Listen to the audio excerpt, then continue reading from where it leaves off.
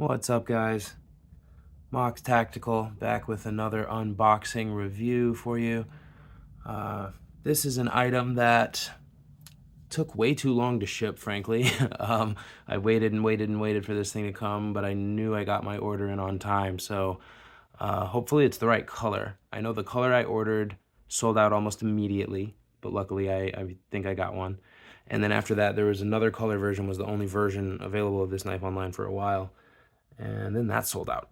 So it looks like it's hard to get at the moment, at least on Amazon. The item's currently unavailable, especially in this color that I have ordered. But it's supposed to be a pretty cool knife. Let's let's get into it. Let's unbox it. Let's check it out together. There is always the off chance that I'm wrong about what it is that I ordered, but I don't think that's the case here. I think I got it right. Using my little Firebird box cutter today. And let's see. There we go. Nothing else in the envelope. Remette or Remette. Remette. I'll be honest, I'm not exactly positive how this is to be pronounced, so I'm going to just call him Remette. But the new Remette, does it say on the box? Let's see. Folding knife for men, women, gift. Oh, there it is at the very end. RH0315. Also known as the Rhino. The rhinoceros, if you will. The Remette Rhino is sold out everywhere, but I have been waiting on mine to come in the mail for what feels like over a month. I think it's been close to 4.5 weeks now that this thing has been supposedly on the way, and I ordered that from Amazon. So normally they're very fast with shipping, so I was confused, but let's make sure we got the right one. I'm not sure if you guys have seen before, but the Remette Rhino is the front flipper that they recently released. If I'm not mistaken, it's a 14C28N blade. I can double check that, but let's get in here together and see what comes in the pouch. Right off the bat, we see a microfiber cloth. Oh, a big cloth. It doesn't appear to be branded or anything like that or have any logos. It's just a plain old gray cloth.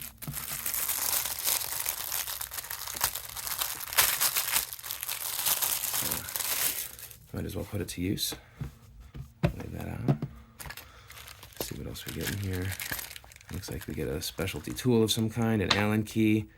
Usually not a huge fan of specialty tools, but I'd rather have something and not need it than need something and not have it, you know what I mean? A nice little pouch here. Very soft, kind of plush interior on the pouch. Not a bad pouch by any means. But let's see, they gave us a nice little tablecloth to put everything on here. And let's get it out of the plastic. The Remette or Remette or Remette, whatever, Rhino. And you can see right there in the corner, 14C28N, right above my knuckle there, or my fingernail rather.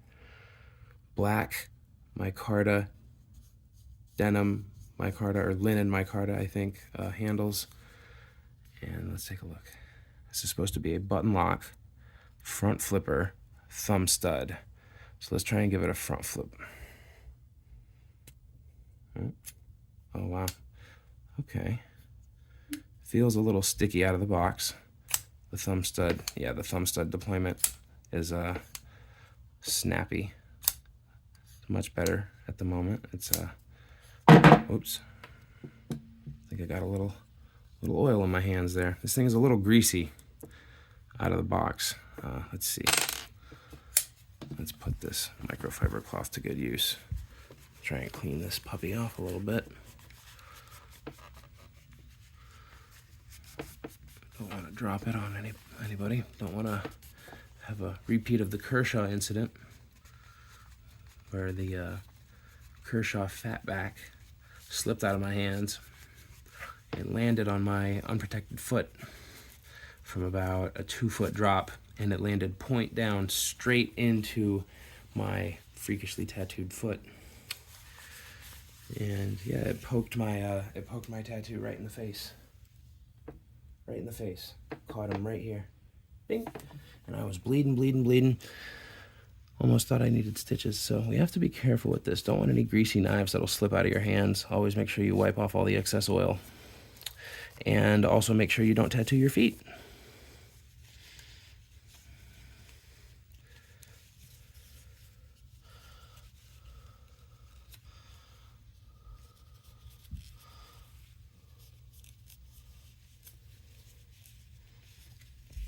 All right, gave it a good wipe down.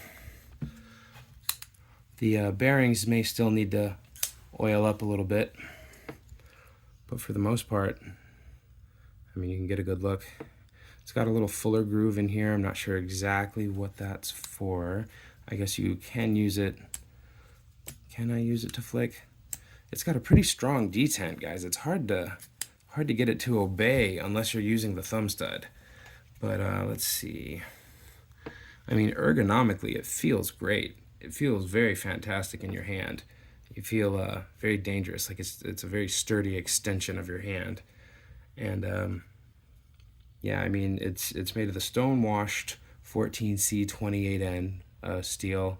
It's for, you know, good edge retention, corrosion resistance on the black coating, the black PVD coating.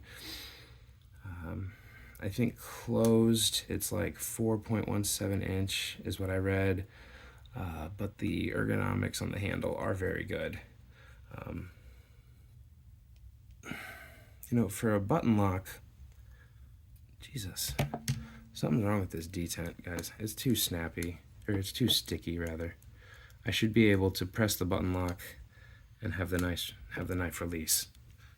But for whatever reason, I can't simply push the button and have the blade come free, which is what I'm used to. On a normal button lock, like take the Valkyrie here from Vostede, all I have to do is touch this button and gravity will literally pull the blade out of the, you know, like the detent is built into the lock here. So all I have to do is press the button, drops, because gravity's pulling. The detent on this one is so strong on this new Rhino that when I press this button, like first of all, I can barely press it because it's already in its maximum depressed state. But even if I try to apply pressure to it, there. Nothing. The detent on this is so strong, it's holding it in place, so I have to use one of these two deployment methods. The button is not a release or a deployment option on this particular knife. On other knives, like this knife also is a front flipper. This knife also has a thumb stud. But on this knife, this is the Vostede Valkyrie I was showing you earlier. On this knife, I can do the flipper from the front, right? I can do the thumb stud. I have those two modes of deployment, but I also have the ability to simply hold down the button. If I don't want to be flashy or if I don't have time to do anything but press the button, I can press this button and the blade will still deploy. It really has three built in because it has flipper, thumb stud, and button. Well, this, although it may look similar in design, does not have that third deployment option. This button, from my first dealings with this knife, this button does functionally nothing in terms of blade deployment. Nothing at all. So I'm a bit confused why it's there. It certainly seems to have a strong lockup, and it does work well for releasing the blade from the open position. It's good for closing the blade. I see that, but not for opening. It's very strange. I've never encountered a button lock that locked up quite this way. But ergonomically, it feels good. It feels like it may need to get a little bit more lubricant in the bearings, get a little bit more familiar with me, and I need to get more familiar with it, which will come in time. But for the most part, let's check blade. Let's check the blade real quick on an old Chinese menu I have here, old Chinese food menu, and it's pretty razor sharp if you ask me. Can cut swoops and loops and alley-oops. Let's see here. There we go. Yeah, I'm doing this at an angle while I'm crouching, so forgive me if I seem like I don't know what I'm doing. But you know, you can see how sharp that 14C28 end blade is. It does close up smoothly with the button. So only that one little complaint about the deployment not being an option from the button. That's a little bizarre. But all in all, the blade has magnificent construction. It feels great in your hand. This is my first knife from Remette or from Remette. So it's definitely a new company to add to the collection. Apparently the ceramic ball bearing pivots and the bottom plate are designed for a frame structure, so it opens the closing and opening speed force so that the button lock only provides closing operation. I guess they do it intentionally now that I'm actually reading a little bit more in the description. Yeah, the safety button lock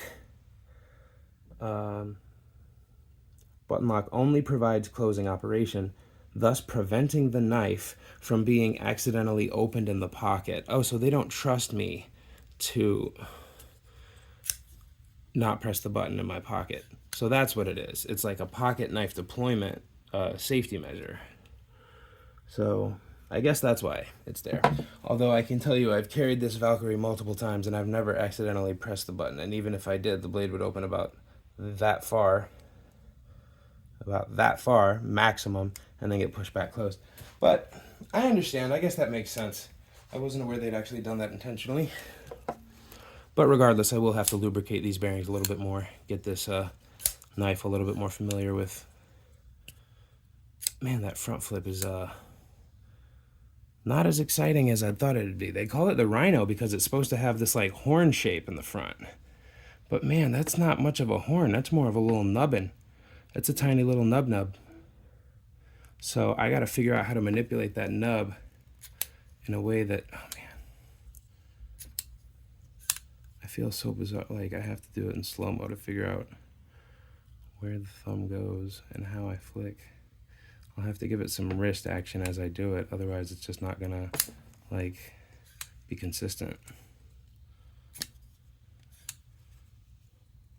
And I doubt I'll be able to do this. Let's see. Yeah, I've got some practicing to do, folks.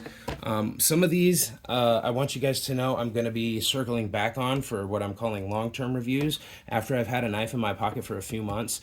The only thing you guys have seen me do so far is unbox them, but I'm going to come back and tell you with a more informed opinion about certain ones now that I've had it and now that I'm experienced with ones. Like, for instance, the Valkyrie might be one of them.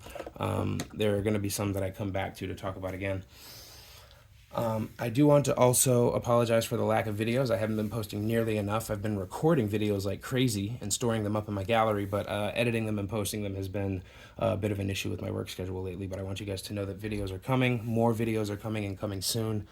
Please feel free to subscribe, like, comment. Let me know what you guys like, what you want to see next. If there are other companies I should order from, other websites that have good knives, other models you guys want to see reviewed.